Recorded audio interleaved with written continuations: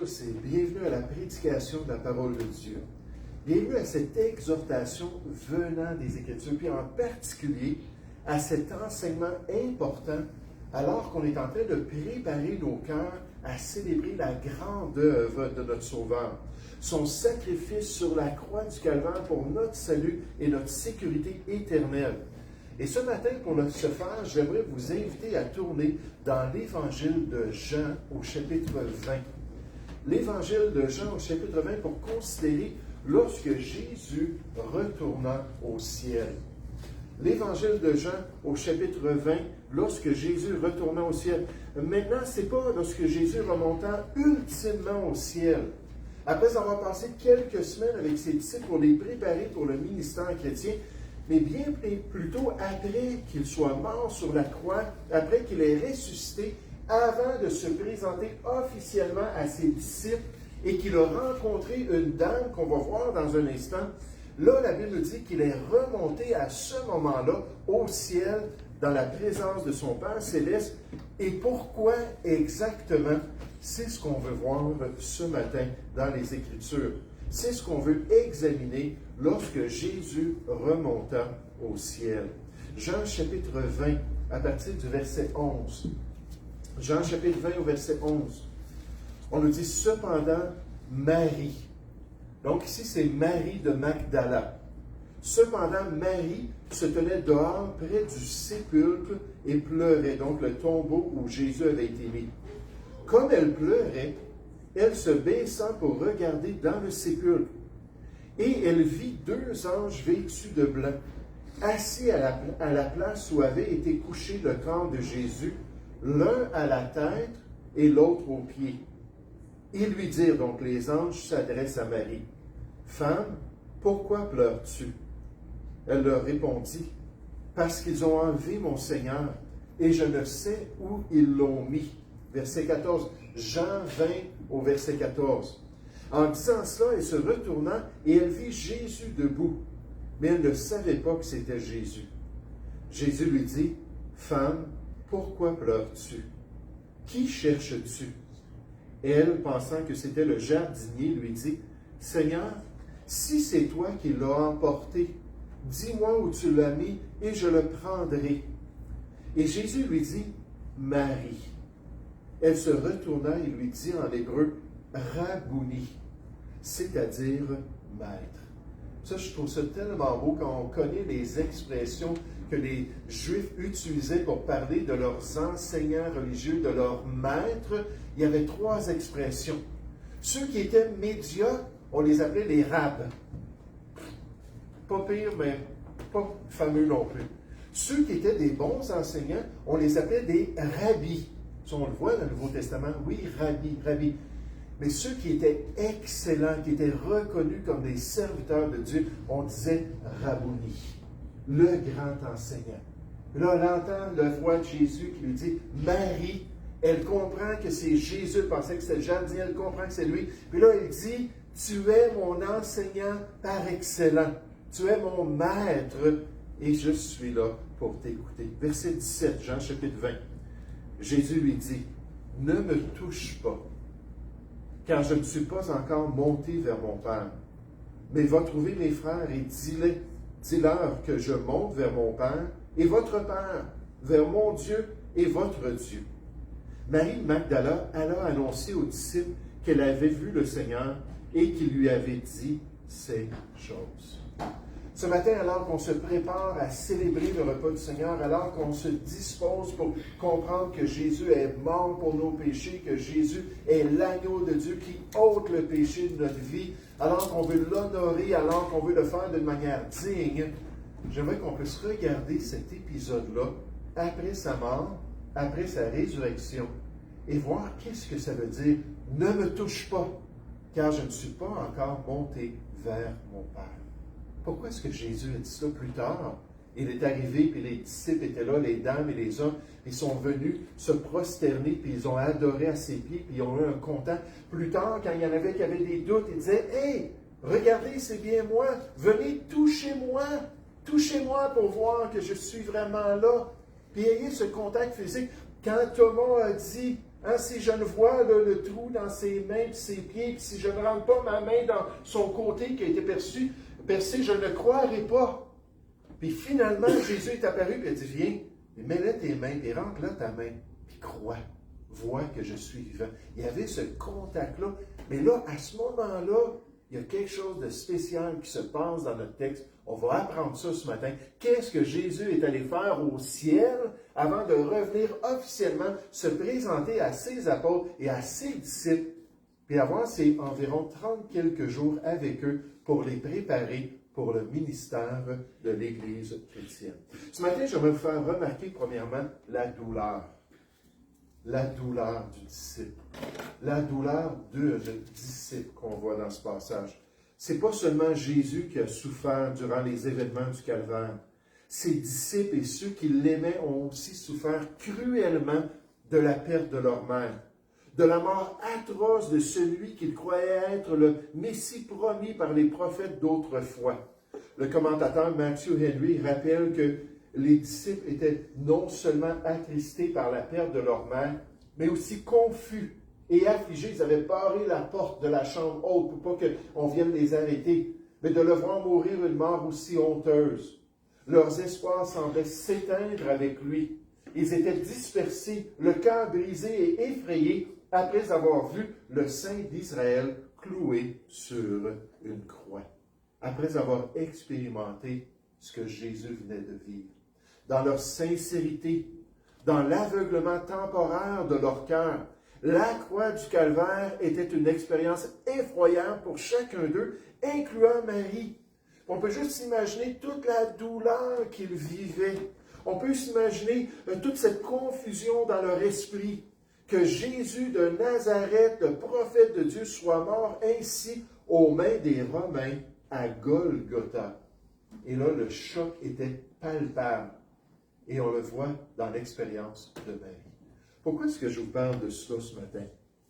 Pourquoi est-ce que je m'arrête sur elle? Je m'arrête sur elle parce que Dieu souligne ce qu'elle vivait. Dieu souligne qu'il était conscient de cela. Même Jésus a pris le temps de venir la voir et lui dire, Marie, hein, pourquoi est-ce que tu pleures?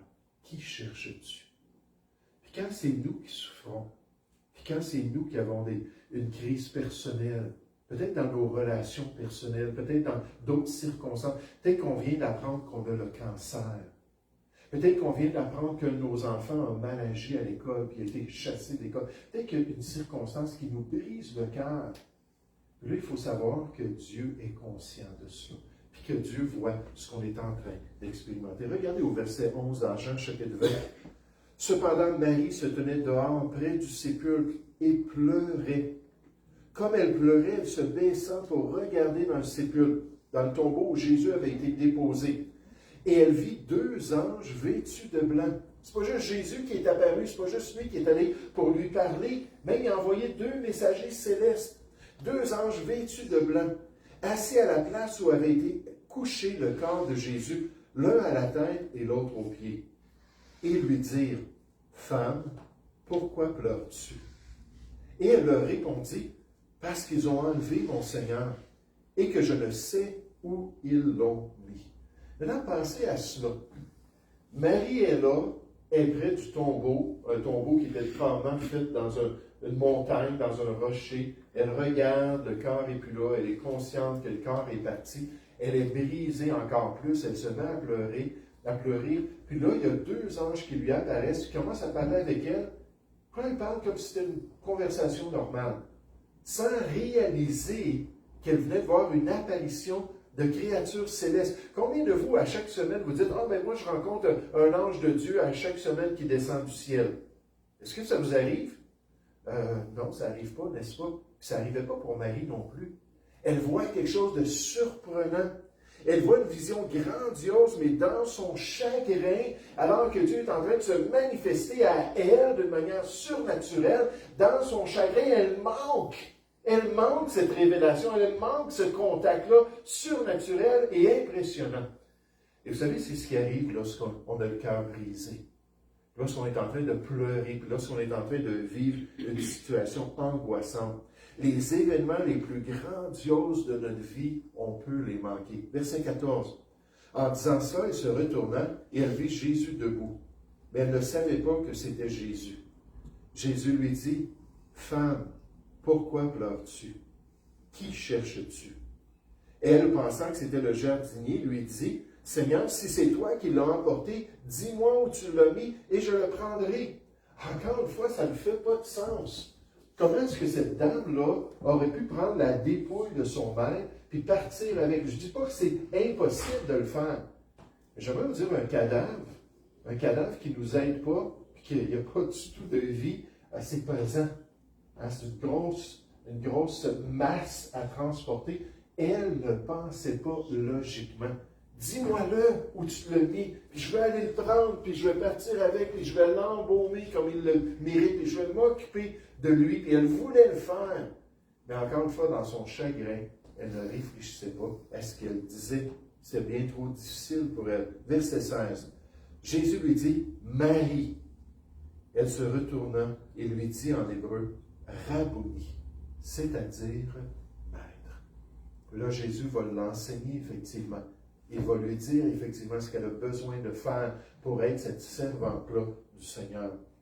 Un auteur nous dit, dans la douleur accablante de la crucifixion, le cœur des disciples était si profondément brisé par la perte de leur maître bien-aimé que leur chagrin obscurcissait leur compréhension spirituelle. Mon pasteur nous disait toujours, quand on vit des épreuves, puis quand on est dans un moment de pression intérieure, puis de pression dans nos relations, puis de pression au travail, c'est jamais un bon temps de faire un choix. Pourquoi? Parce qu'on n'est pas capable de bien réfléchir. On n'est pas capable de s'arrêter, puis de chercher la face de Dieu, puis de dire, est-ce que je fais ce qui est bien? Vous vous rappelez d'Abraham? Abraham dit, va-t'en en terre promise, je vais te bénir, puis je vais te la donner. Et il s'en va en terre promise, puis tout de suite, alors qu'il est en terre promise, il y a une famine qui vient s'abattre sur la terre promise. Puis Abraham, qu'est-ce qu'il a fait? Il est allé en Égypte, en dehors du plan de Dieu, en dehors de l'appel de Dieu pour lui. Ça, c'est le syndrome du savon. Hein, quand on est en train de prendre un bain ou une douche, puis on vient pour prendre un savon, puis il est déjà mouillé, tout ça, puis qu'est-ce qu'on fait? On met de la pression dessus, puis tout à coup, il s'en va, puis il est rendu à côté. Là, on vient pour le prendre encore, puis on le perd. Puis là, ça bouge d'un côté. Dès qu'il y a de la pression sur le savon, il veut s'en aller. Mais des fois, nous, c'est nous qui sommes le savon. Là, Dieu est là, puis il met de la pression, puis il permet 1 Pierre 4 au verset 12, c'est pas étrange d'être dans la fournaise de l'épreuve en tant que chrétien, ça fait partie de notre épreuve, notre appel. Là, il met de la pression sur nous, puis on sort de sa volonté. Hein, on quitte notre conjoint, ou on s'en va, puis on quitte le travail, ou on s'en va, puis on quitte telle et telle situation que Dieu avait permis dans notre vie. Vous savez, c'est toute la même chose. On a tous ces tentations-là. Quand c'est difficile, s'il vous plaît, ne prenez pas de décisions importantes. Prenez le temps de réfléchir. Prenez le temps de vous apaiser. Laissez la poussière descendre. Prenez le temps de prier puis de chercher la volonté de Dieu. De peur que, comme on le voit dans les exemples bibliques, on soit ce savon-là qui a quitté le plan de Dieu et la volonté de Dieu. Mais ils étaient obscurcis dans leur compréhension. Bien que les Écritures aient prédit chaque détail de ses souffrances et de sa glorification, leur douleur les rendait spirituellement sourds et aveugles à la vérité prophétique qui se dévoilait sous leurs yeux, que Dieu est en train d'accomplir. Ils ne voyaient qu'une fin tragique, incapables de discerner le dessein divin et rédempteur, précisément parce que leur espoir semblait éteint, les empêchant de reconnaître l'accomplissement des anciennes promesses de Dieu, d'après le pasteur Pink. Donc il dit, faisons attention pour ne pas être comme les disciples. Qu'est-ce que Jésus leur avait dit? Très tôt, juste avant de se faire arrêter, il dit, je vais mourir pour vous, je vais être rejeté par les anciens du peuple, on va me battre, puis je vais même mourir, je vais ressusciter des morts, puis je vous rejoins sur la montagne. Hein, puis on va se rencontrer là. Il n'y a aucun des disciples qui dit, ah ben ok, la prochaine étape dans le plan prophétique, Jésus nous l'a dit, on s'en va tous là. Personne ne voyait rien, personne ne comprenait quoi que ce soit, alors qu'ils vivaient cette difficulté. Oh, la douleur d'un disciple, la douleur d'une disciple en face des circonstances de la vie. Des fois, nous aussi, nous sommes aveuglés par les circonstances qu'on expérimente, quand tout semble noir, par les douleurs dans notre cœur, par les déceptions profondes dans notre marche avec Dieu. C'est alors qu'on doit s'arrêter. C'est alors qu'on doit chercher l'aide de Dieu pour s'assurer de ne pas déplaire au Seigneur. À la fin du 19e siècle, un jeune missionnaire bien connu du nom d'Adoniram Judson a dû faire face à de grandes épreuves en Birmanie, au Myanmar, notamment son emprisonnement par les autorités et ensuite la mort de son épouse. Un soir, assis dans sa cellule, il était abattu. Adoniram était désespéré, découragé par toutes ces circonstances. Puis juste comme réflexe, il avait entendu que dans les pires moments de la vie, c'était bon de prendre un cartable, de prendre un crayon, puis de marquer les bénédictions de Dieu. On a un cantique même qui dit « Compte les bienfaits de Dieu, mets-les tous devant tes yeux, alors tu verras en adorant combien le nombre en est grand. » Puis là, il s'est arrêté, et il dit « Qu'est-ce que j'ai encore dans ma vie? Ah, j'ai l'appel de Dieu dans ma vie. Ah, j'ai l'opportunité de partager l'Évangile avec les gardes que je côtoie chaque jour. Ah, j'ai encore des amis de ce peuple-là qui ont été sauvés et qui m'attendent un jour lorsque je vais sortir de prison. » Je pense qu'en tout, il a fait 12 ans de prison, si je ne me trompe pas. Mais à travers ça, juste le fait d'avoir écrit ça, il a dit « Comme j'ai été insensé, comme je n'ai pas réfléchi, Seigneur, comme j'ai mis de côté ma foi en toi, puis ma foi dans ton appel, dans ta volonté. » Puis il dit là, je reviens, je me lève, puis je me remets à prier, puis je me remets à espérer, puis je me remets à évangéliser, même en prison. Vous savez, on voit l'apôtre Paul, là, ses épîtres en prison, les 4 épîtres. Puis il dit là, je suis limité, là. Je suis limité, je ne peux plus partir faire des voyages, puis prêcher l'Évangile à travers le monde romain, puis ainsi de suite. Mais il dit, l'Évangile n'est pas limité. Puis là, on voit l'espoir de Paul, n'est-ce pas? Cette capacité-là de se relever, puis de pouvoir voir que Dieu est à l'œuvre, même dans les épreuves. Les bénédictions de Dieu se cachent souvent juste sous la surface de nos pires tragédies, si on est prêt à ouvrir nos yeux, si on est prêt à se tourner vers eux. Remarquez encore ce matin, dans ce passage, l'achèvement du grand salut, ou l'achèvement de notre grand salut. Après sa résurrection, avant de se présenter aux apôtres, Jésus est venu voir Marie pour la consoler, lui donner une mission d'aller préparer les apôtres pour son apparition. Puis là, il a dit, mais ne me touche pas, je dois monter au ciel.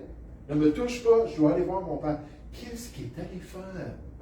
Mais nécessairement, ce texte biblique ne nous le dit pas, mais il y a d'autres passages qu'on va voir qui l'expliquent très bien.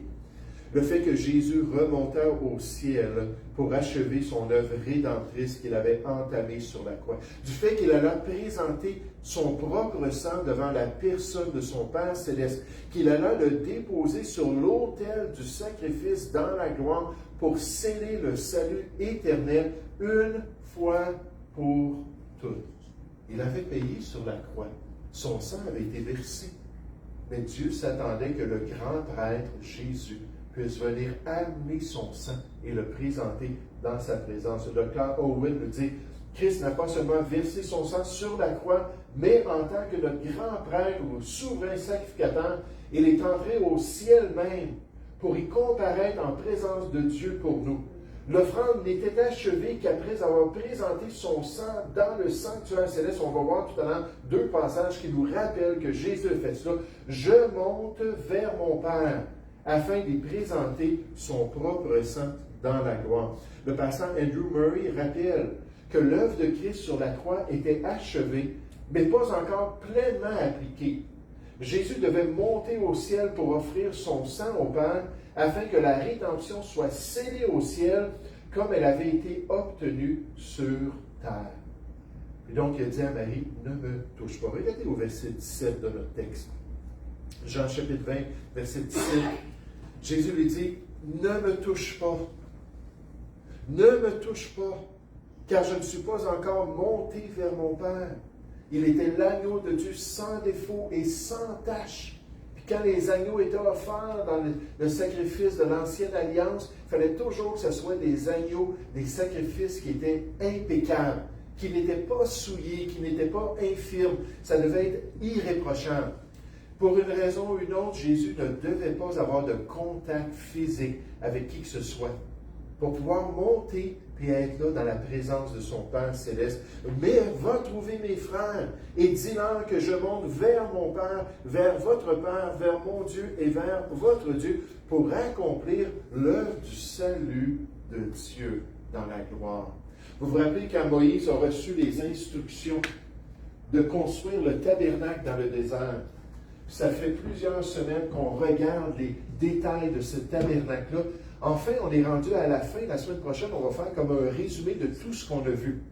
Et quand on a regardé ça, on s'est aperçu que pour rentrer et aller offrir un sacrifice, il fallait que la personne soit pure ou qu'elle désire se purifier devant Dieu. Puis là, il avait le sacrificateur qui était là, qui était prêt à offrir le sacrifice. Puis ça pardonnait juste temporairement. Les animaux, dans l'Ancienne Alliance, ne pouvaient pas offrir le salut. On va voir ça dans un instant. Sinon, une fois qu'on ait fait ce sacrifice-là, la personne aurait dit, OK, c'est fini, plus besoin de revenir au tabernacle, je suis sauvé, hein, j'ai été lavé entièrement. Et là, je suis complètement purifié devant Dieu. C'était quelque chose de temporaire. C'est comme une carte de crédit sur laquelle Dieu permettait ces sacrifices-là en sachant que Jésus allait payer entièrement la dette de son peuple.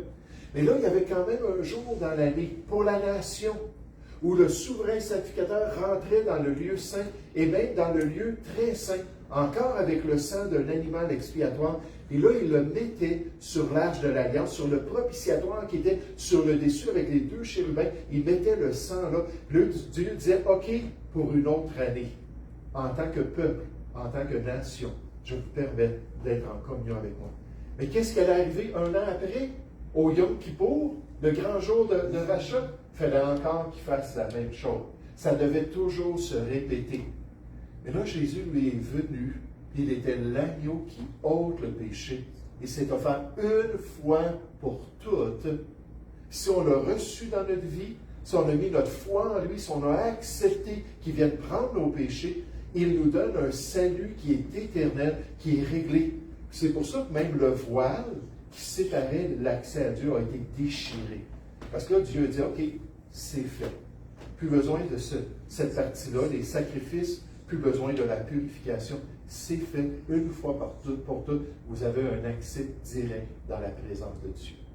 Mais Jésus devait aller sur le tabernacle céleste. Quand Moïse a reçu les instructions, plein d'instructions dans le Lévitique, plein d'instructions dans le Deutéronome, dans l'Exode, pour expliquer comment construire ça. Il a dit, tu vas le faire d'après le modèle que je te montre dans les cieux. Puis là, Dieu ouvrait le ciel, puis montrait le vrai autel de sacrifice et l'arche de l'Alliance dans la présence de Dieu. Là, il dit, ça, là, c'est dans la gloire. Puis les Écritures disent qu'effectivement, il y a un autel, il y a cet endroit-là pour une purification. Jésus est monté après avoir donné les instructions à Marie et lui avoir dit surtout, ne me touche pas. Puis là, il est monté et il a mis son sang sur l'autel pour compléter notre salut une fois pour toutes. Et vous avez la misère à rester réveillé ce matin. On se lève, tout le monde. On se lève, s'il vous plaît. Moi, je trouve ça tellement important. On va prendre le repas du Seigneur et je suis excité. Donc, je vous encourage juste là. On a eu un peu d'air climatisé. Je sais qu'il fait chaud, mais juste pour nous réveiller. Merci beaucoup. Donc, on voit cette image-là de ce qui se passait. Vous pouvez vous rasseoir. De ce qui se passait dans la gloire. Il y en a qui veulent rester debout. Regardez dans Hébreux chapitre 9. Hébreux chapitre 9. Surtout qu'on s'en vient dans des passages un peu coriaces, là. Quand on parle de la nourriture solide dans les Écritures, on voit ça dans l'Épître aux Hébreux, c'est rempli de nourriture solide. Hébreux chapitre 9, un passage qui confirme cette œuvre de Jésus au verset 8. Le Saint-Esprit montrait par là que le chemin du lieu très saint n'était pas encore ouvert dans l'Ancienne Alliance, tant que le premier tabernacle subsistait la section où on offrait les sacrifices. Là, il offrait des sacrifices, à chaque jour, il offrait des sacrifices. Je ne sais pas si j'aurais voulu être un lévite, couper la gorge, puis ouvrir les entrailles, laver les organes, puis offrir une partie au sacrificateur, l'autre partie à Dieu. Hey, c'était sanglant, sans effusion de sang, il n'y avait pas de pardon. C'était terrible, la boucherie. Et ça revenait, puis ça revenait. Il dit, tant que ça existe, l'accès n'était pas encore là, tant que le premier tabernacle subsistait. Verset 9. C'est un symbole pour le temps présent. On a de quoi apprendre. Il signifie que les dons et sacrifices présentés ne peuvent rendre parfait sur le rapport de la conscience celui qui rend ce culte. Les Juifs dans l'Ancienne Alliance ne pouvaient pas être sauvés par cela. Ils étaient, avec les aliments, les boissons et les diverses ablutions, des ordonnances charnelles imposées seulement jusqu'à une époque de réformation. Mais Christ est venu comme souverain sacrificateur des biens à venir. Il a traversé le tabernacle plus grand et plus parfait, qui n'est pas construit par des mains d'hommes. On ne parle pas du tabernacle dans le désert, c'est-à-dire qu'il n'est pas de cette création. Et il est entré une fois pour toutes dans le lieu très saint. Non avec le sang des boucs et des veaux, mais avec son propre sang. Et remarquez, ayant obtenu une rédemption éternelle. Ayant obtenu une rédemption éternelle. Car si le sang des taureaux ou des boucs et la cendre d'une vache répandue sur ceux qui sont souillés sanctifie et procure la pureté de la chair temporairement devant Dieu, combien plus le sang de Christ, qui par l'Esprit éternel s'est offert lui-même sans tache à Dieu. Ne me touche pas, je m'en vais m'offrir sans tache devant Dieu. Purifiera-t-il votre conscience des œuvres mortes, afin que vous serviez le Dieu vivant? Et c'est pour cela qu'il est le médiateur d'une nouvelle alliance, afin que la mort étant intervenue pour le rachat des transgressions commises sous la première alliance, ceux qui ont été appelés reçoivent l'héritage éternel qui leur a été promis. Et c'est pour ça ce matin qu'on célèbre ce corps qui a été brisé pour nous, qu'on va boire ce vin ou ce jus qui représente le sang qui a été versé pour nous, et ensuite qui a été offert sur le tabernacle céleste dans la présence de Dieu, pour qu'on soit sauvé, qu'on soit délivré. Regardez dans le chapitre 10, cet aspect parfait et éternel. Hébreux chapitre 10, un dernier passage un peu long. Soyez patients. Et après ça, on va pouvoir conclure et prendre le repas du Seigneur. Hébreux chapitre 10, verset 1. En effet, la loi qui possède le nombre des biens à venir, on a vu ça, c'est juste une représentation, un symbolisme, et non l'exacte représentation des choses. Le tabernacle, ce n'était pas la réalité, ne peut jamais, par les mêmes sacrifices qu'on offre perpétuellement chaque année, amener les assistants à la perfection. Autrement, si c'était le cas, n'aurait-on pas cessé de les offrir, puisque ceux qui rendent ce culte, étant une fois purifiés, n'auraient plus aucune conscience de leurs péchés, ils auraient été sauvés, lavés entièrement. Mais le souvenir des péchés est renouvelé chaque année par ces sacrifices, car il est impossible que le sang des taureaux et des boucs ôte les péchés selon les pratiques de l'Ancienne Alliance. C'est pourquoi Christ, entrant dans le monde, dit, « Tu n'as voulu ni sacrifice ni offrande, » il a dit ça à son Père céleste, « mais tu m'as formé un corps. Tu n'as agréé ni holocauste ni sacrifice pour le péché. » Alors j'ai dit, « Voici je viens. » Dans le rouleau du livre, il est question de moi. « Voici je viens pour faire, ô Dieu, ta volonté. » Après avoir dit d'abord, tu n'as voulu et tu n'as agréé ni sacrifice, ni offrande, ni holocauste, ni sacrifice pour le péché, ce qu'on offre selon la loi, il dit ensuite, voici je viens pour faire ta volonté.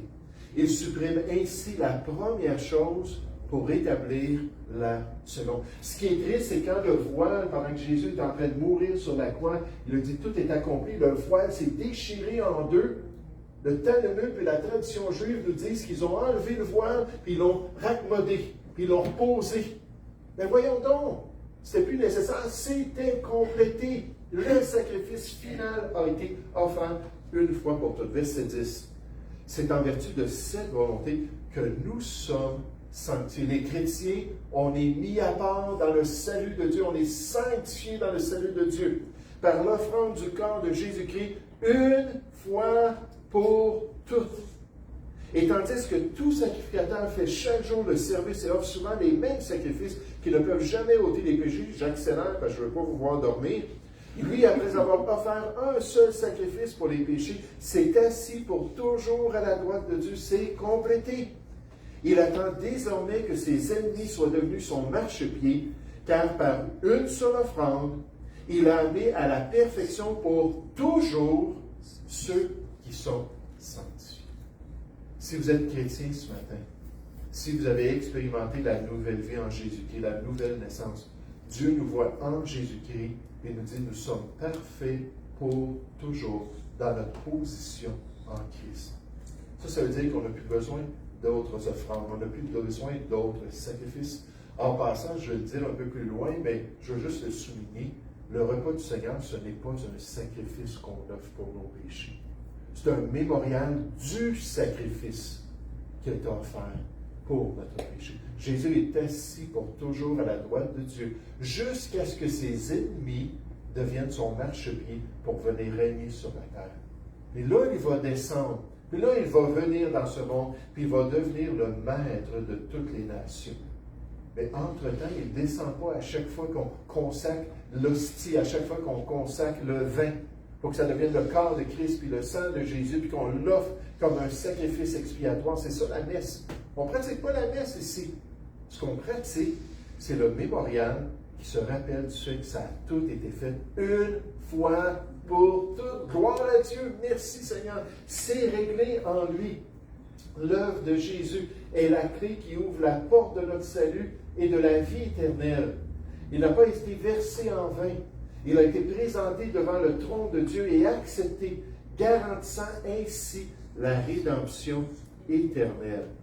On peut juste dire merci Seigneur pour ton corps que tu as offert pour nous sur la croix. Merci pour le sang ensuite que tu as versé et que tu es monté devant Dieu pour l'offrir sur le vrai autel de sacrifice pour obtenir un salut éternel qui est maintenant offert à tous ceux qui veulent bien le recevoir.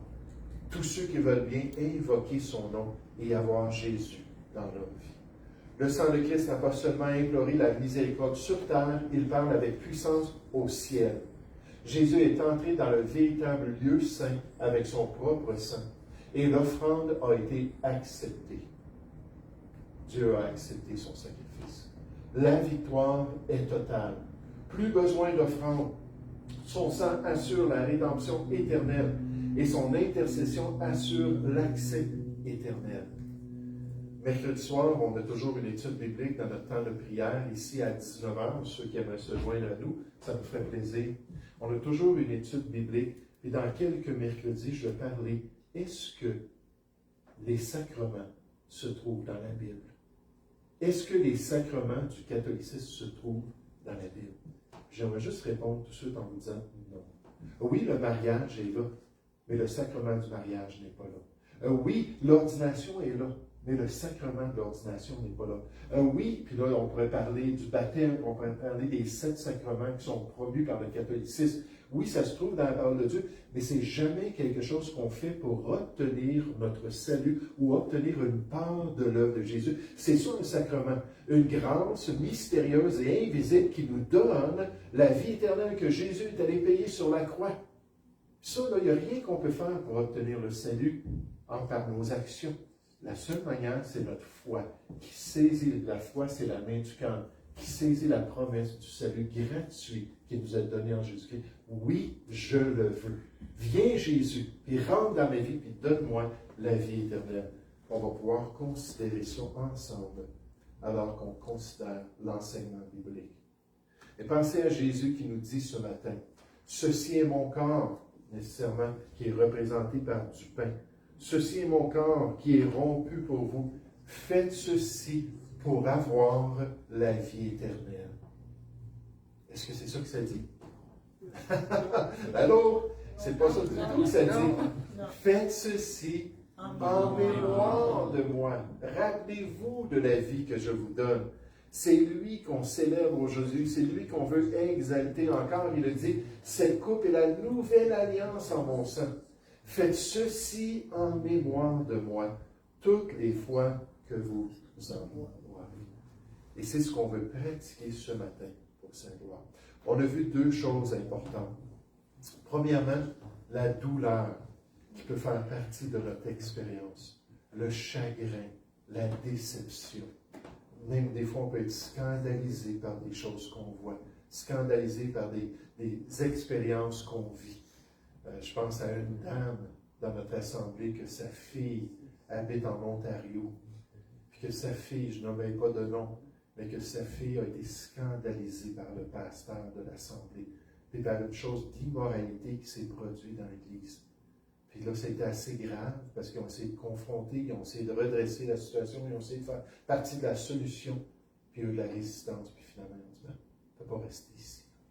Puis comme c'est triste lorsqu'on est scandalisé, n'est-ce pas? Puis là, c'est tout un chambardement. On s'est engagé à servir, on s'est engagé à faire des choses, on veut plaire au Seigneur, puis là, on ne peut plus rester dans cet endroit-là. Mais toutes ces circonstances-là, ce sont des temps où on doit prendre le temps de réfléchir, de chercher la grâce de Dieu, puis d'accomplir la volonté de Dieu, malgré les douleurs de notre cœur. Puis deuxièmement, qu'est-ce qu'on voit ce matin? L'achèvement. Jésus dit, ne me touche pas parce que je ne suis pas encore monté. Je viens juste de ressusciter, là. Je viens juste de revenir à la vie. Ressusciter, ça veut dire se tenir debout. En pensant à un cadavre, là, dans un cercueil, vous allez à des obsèques, là, à des funérailles, puis tout à coup, le cadavre, chou, il se tient debout. Mais c'est ça, ressusciter. La vie revient, la personne reprend sa position, puis là, elle peut accomplir d'autres choses maintenant. C'est pas ça qu'on voit dans des obsèques nécessairement. Mais là, Jésus venait de ressusciter. Il voit Marie, il a compassion d'elle, il y a des anges qui sont en train de lui parler. Il vient lui parler et il dit, écoute, on aura l'occasion de se toucher plus tard. Moi, je pense à la COVID. On devait tout disperser puis séparer là, de 2 mètres. Est-ce que c'était ça, 2 mètres, là, qui devaient nous séparer, puis ainsi de suite. Et moi, je sais que des gens venaient à l'Assemblée et disaient, on a tellement hâte de se toucher, on a tellement hâte d'avoir des contacts physiques, là, on est séparés de nos familles, puis ça a été pratiqué différemment d'une famille à une autre. Mais là, Jésus a dit, attends, je vais monter auprès du Père, puis là, je vais venir vous voir, comme je vous l'avais prophétisé. Puis là, on aura l'occasion de se toucher, on aura l'occasion d'avoir de la relation ensemble.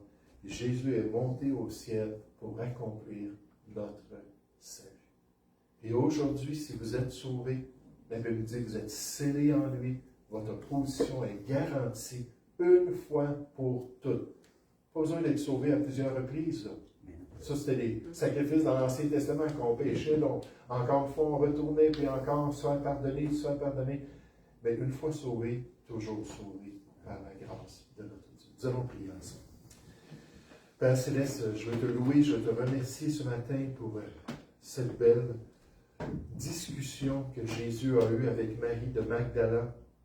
Père, je veux te louer pour ces belles vérités qu'on a entendues aussi, et surtout cette réalité que nous avons un salut éternel. Je leur donne la vie éternelle à mes brebis, et elles ne périront jamais. Merci, Père, pour cette sécurité. Merci pour cette certitude. Père, je te prie que tu puisses nous guider dans tes voies, nous aider à prendre ce repas de manière digne de toi. Et surtout, s'il y en a ici, peut-être dans les jeunes qui n'ont pas encore mis leur foi en Christ, qu'ils puissent ouvrir leur cœur et dire, oui, oui Jésus, je veux que tu sois mon agneau et que tu enlèves mon péché aussi. Viens dans ma vie. Seigneur, travaille dans les cœurs. Nous te prions au nom du Seigneur Jésus. Amen. Donc,